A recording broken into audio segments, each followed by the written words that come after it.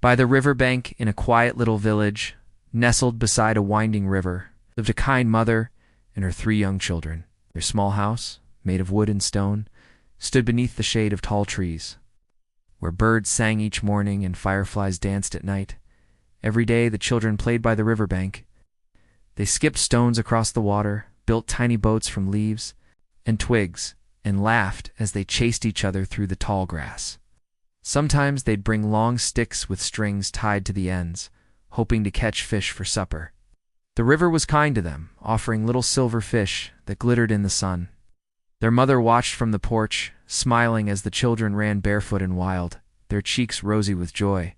She would call them in when the sky turned orange and the crickets began to sing, and they'd come running home, hands full of treasure's shiny pebbles, feathers, and stories of the day.